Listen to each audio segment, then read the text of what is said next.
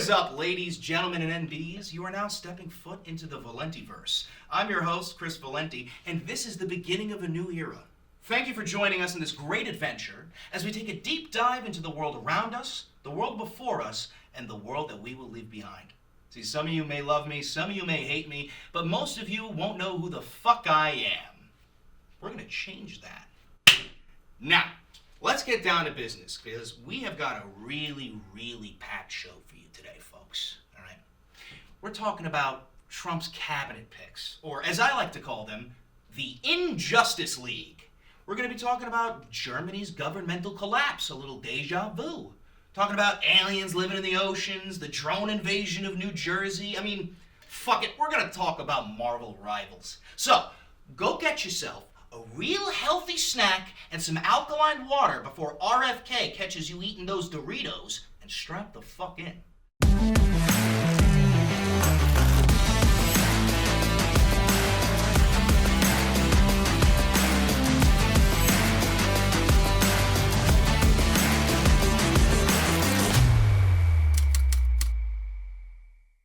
First things first, let's talk about Trump's cabinet.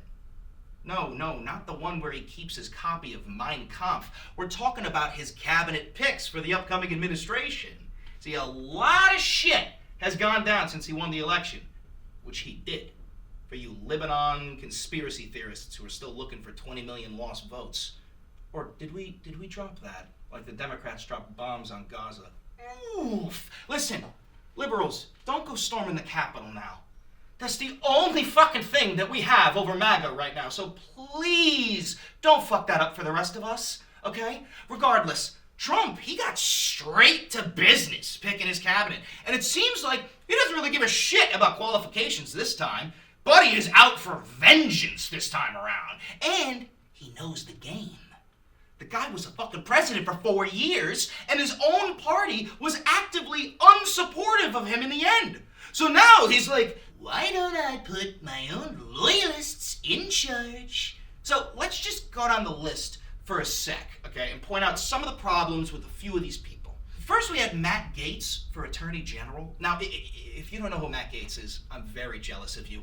But all you gotta know is this fucking rat congressman from Florida has been under investigation for sex trafficking and sexual misconduct with a minor. Not to mention him inviting a literal Holocaust denier to the State of the Union, paying hush money to minors over Venmo, and just being an overall scary-looking humanoid. So much for protecting the kids, right? But, wait, I'm sorry. Matt Gaetz just dropped his nomination because he didn't want the ethics committee to publish the details regarding his relations with a minor. Doesn't seem sketchy at all. Hey, Matt, show us your hard drive while you're at it. I just want to check. So, who does Trump end up replacing Matt Gaetz with? A woman by the name of Pam Bondi, a foreign agent for Qatar, a Scientologist, and a person who stole another woman's dog after Hurricane Katrina. 14-month-long custody battle, by the way. Now, here's some stuff that you gotta know about this woman. She was on Trump's team back in 2018. Okay, she served on Trump's legal team during his first impeachment trial. She has spoken at numerous Trump rallies. This woman is a loyalist for Big Daddy Trump. That is her only qualification for this role. Granted, it's more than Matt Gaetz. Now, let's move on. Oh, Jesus Christ, I totally forgot. The Secretary of Education is Linda McMahon from the WWE. Fucking Christ. Let me roll the clip!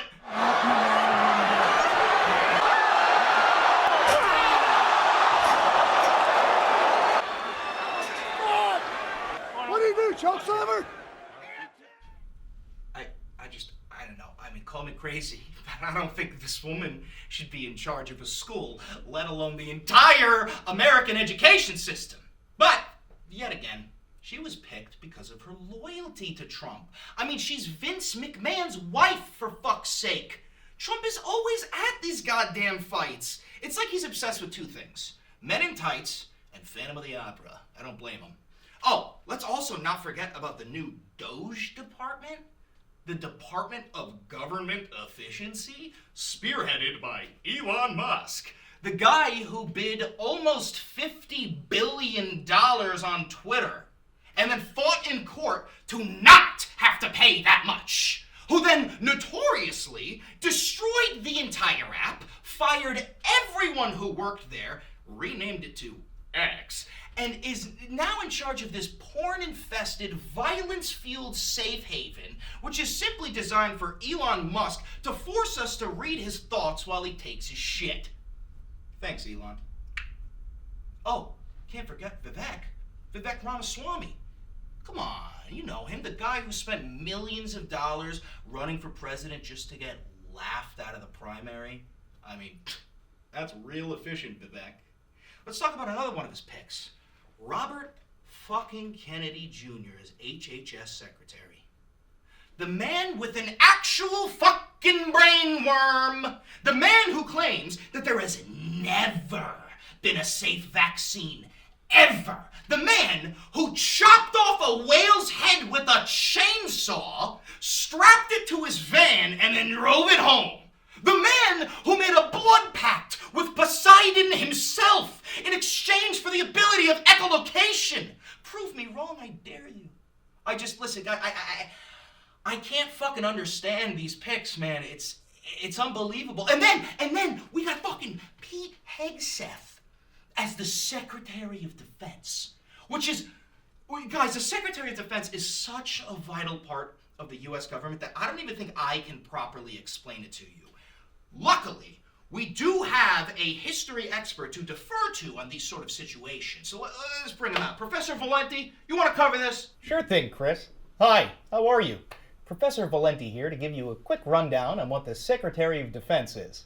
You see, in order to truly understand this, we're going to have to go back in time a little bit.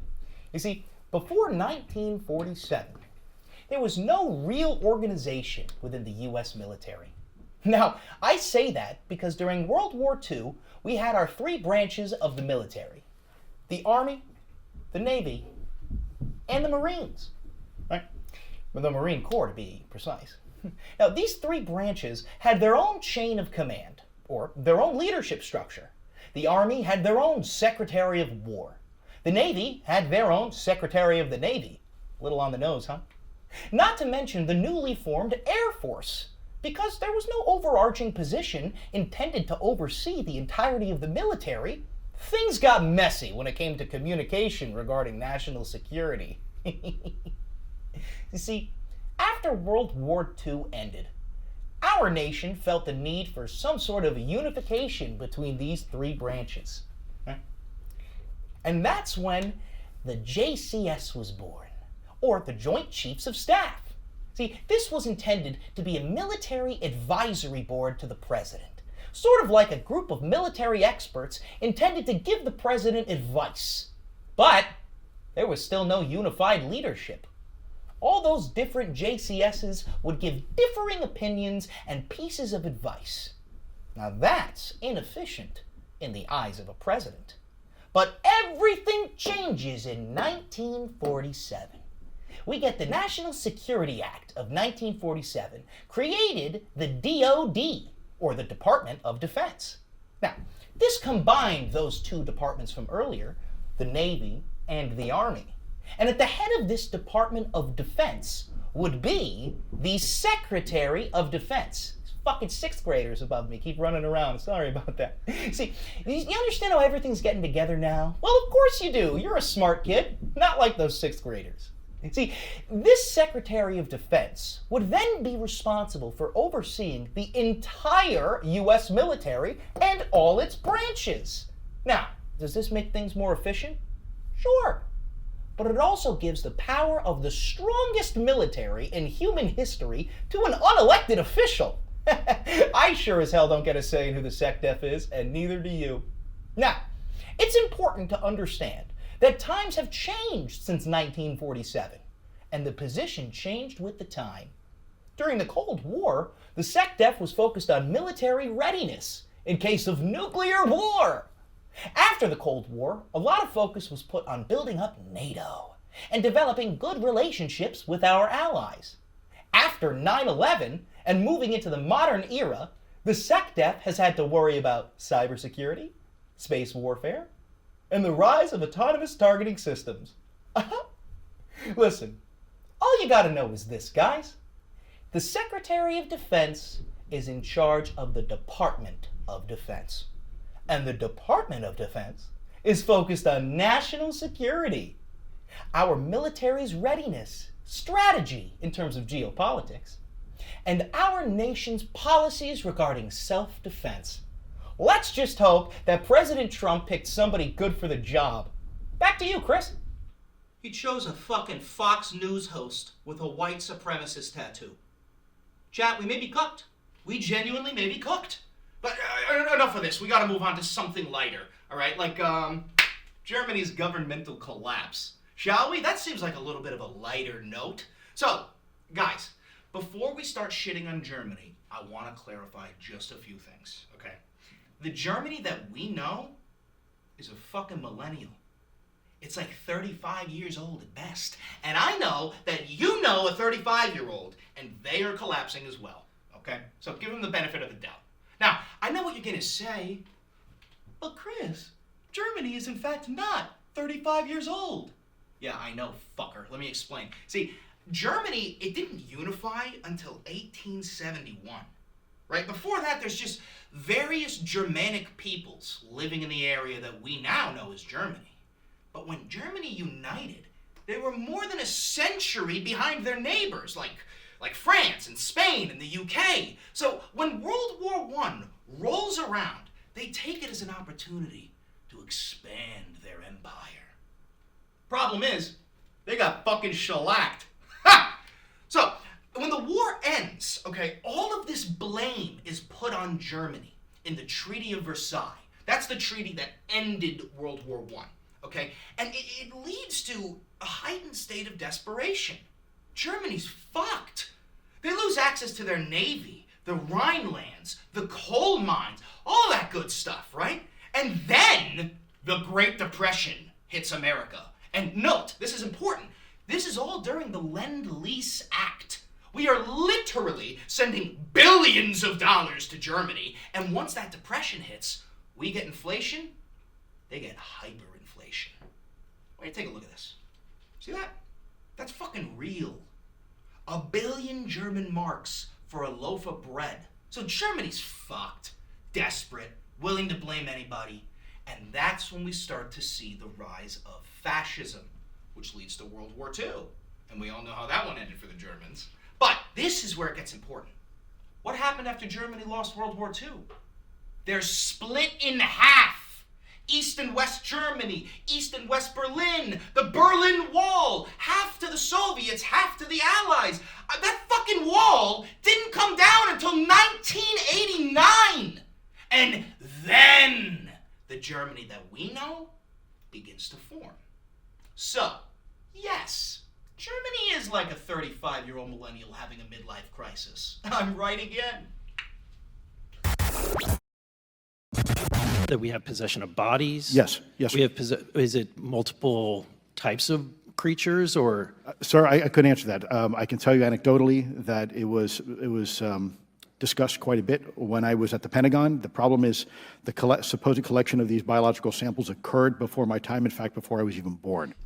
Oh, guys, we got aliens living in the ocean. I'm gonna be so fucking for real. No shit, they're in the ocean. Guys, you gotta think like an alien, okay? You're zipping around space. You're looking for somewhere to live because you fucked up and blow up your whole ass planet. And next thing you know, you see a big blue ball out in the void. So you send out one of your scouts, Zeplar. Zeplar comes back and he says, yo, that fucking bitch is 75% water, bro. There's only one dominant species and they're called Homo sapiens. They only live on land. You says to your scout, you go, what do you mean they only live on land? You just said the planet is 75% water. Okay? Zeplar says, he says, well, they haven't figured out the pressure. You know, it's the pressure, Jack. It's like they got these little douchebags and fake seal skin and flippers and they suck out air tanks, but no, like 95, 96% of the ocean is up for grabs. I mean, yeah, let's just park the UFO there. I mean, if this ship can go faster than the speed of light, I'm frankly certain that it can handle the pressure of Earth's ocean. Let's be so fucking for real, Zeplar. Get it done, right? Come on. I mean, have you guys ever seen an octopus up close? It doesn't even go here. I'm telling you. I think The funniest part about all of this is that nobody gives a fuck. 100 years ago, there'd be total chaos. Mass panic, people jumping from roofs, churches burning down. But now? No, we're just along for the ride. I mean, as a New Yorker, I'm going to welcome them in. Come on in, man. Give us your tired and give us your poor. Speaking of UFOs, how about these fucking drones, huh? I mean, can somebody, anybody, explain to me what the actual fuck is going on with these drones in New York and New Jersey? There has been over 3,000 reports of mysterious objects floating over somebody's house since like mid-November. I mean, we got fucking Tony Soprano unloading the 9 at these fucking things since the powers that be can't seem to come to a conclusion as per what the fuck these things are.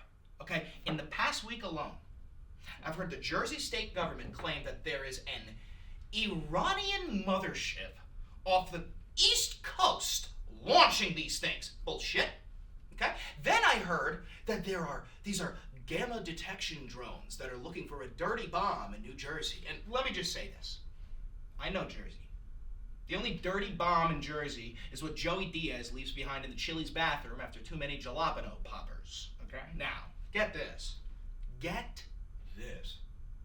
We've got these fucking religious psychos claiming that they are biblical angels coming down to hit you with the old "be not afraid," right? Before starting the rapture. But by far, the most egregious thing that I've heard is from the federal government themselves, saying, we don't know what they are, but they're not a threat. What the fuck does that even mean? You can't have it both ways. Either you know what it is, and it's not a threat, or you don't know what it is, and by definition, it's a threat. Let me get something straight, guys. If I deployed a basic drone in Manhattan without the proper licensing and proper permits, they would blast that piece of junk right out of the sky. Okay? How is it that our government can read a license plate from a satellite in space, right? They can find fingerprints on a fucking Kit Kat wrapper thrown in the trash last year, yet they can't provide us with one 4K photo of these goddamn things? I'll tell you what I believe. They're ours. Now, I ain't no expert on aviation, but I have seen these fuckers with my own eyes, right on the Hudson. They got them red and green FAA lights on them. You know, they wouldn't have those if they weren't trying to comply with the FAA. So, I don't know why they're in Jersey, of all places, but I certainly believe that these drones belong to us. And, believe it or not, we actually have a drone expert in studio today. Now, granted, he claims to be a time traveler that fought in World War III, but we're going to get him out here to give you his opinion on the matter. Grandpa Valenti! Grandpa Valenti! Do you want to come out here? You see, this is how it all began, son. I'm telling you, this is how the government gets you used to them goddamn clankers with wings. The goddamn government's testing you. They want to see your reaction when a fleet of drones starts patrolling. See, during the Battle of Paris in 2051, we done went ahead and sent a drone fleet 5,000 strong against the Andromedans, but us doughboys, see, we're used to the drones by then. Amazon and Domino's, they made sure of that. But the French, oh no, Froggy didn't know how they sounded. Those baguette-eating bastards started shooting out our own damn drones. I tried to tell them, I said, listen here, you frog-eating son of a bitch, you're shooting down our own damn drones. See, this is why I always say, racism is never okay unless they're fucking Good God, Ovi, where did you find this fucking guy? We gotta be vetting these people, I'm sorry. But listen, guys, let's shift a little bit, alright? Have you been playing Marvel Rivals? Of course you have. You see, this game, it has me in a vice grip. What the fuck is that? Ovi, is this a prank? Is this something you did? What is happening? Yeah, I have no idea what's happening. We're gonna figure this out. Hey there, asshole! You suck at Marvel Rivals? Well, of course you do! You're not playing as a team! So, listen here, shit stick. Your strength comes from working together with your fellow soldier on the battlefield. So all of you Spider-Man mains, play as a fucking healer. You're not helping the team by swinging around the map like a goddamn ballerina in a red onesie. I want your ass swimming around the Hulk as Jeff the motherfucking land shark. But hey, let's be honest with one another. You're selfish. I get it. So am I. You want to get better as Spider-Man, huh? Of course you do, you little shit. Here's a tip. Turn off auto swing. You want to zip to that fucker? Point at the fucker. Turn off that damn auto swing. Target the Punisher. Uppercut his shit straight to the Shadow Realm, son. And another thing. Fuck Iron Man. He's a billionaire CEO with no superpowers other than being a rich little... Cut him now. Stark Industries is our #1 sponsor of you have to be vetting these people a little bit more, okay? Sorry, guys. Listen. Long episode, huh? So let's just do a quick recap of what we learned today, folks. Let's start with Trump's cabinet picks. Moral of the story is this. I do not criticize Trump's cabinet picks out of hatred. I criticize them out of fear. Genuine fear that these people that Trump are choosing are not qualified for these positions, but they are instead hand-picked loyalists, yes men and sycophants, dismantling government structures and replacing them with private institutions like Doge, spearheaded by a selfish billionaire who couldn't give less of a fuck about people like you and me. I don't think that's a good use of my tax dollars, okay? Do yourself a favor. Keep a close eye on these people, because they will be keeping a close eye on you. Now, Germany's government is in fucking shambles, man. But who are we to judge, huh? The moral of the story is that our parents, they watched nations rise and fall, and so will we. Governments will change. Governments will fail. This world, this understanding of geopolitics, this is something that was created by man. And man is flawed. So will be our institutions. Next point. Aliens. They're living in the ocean.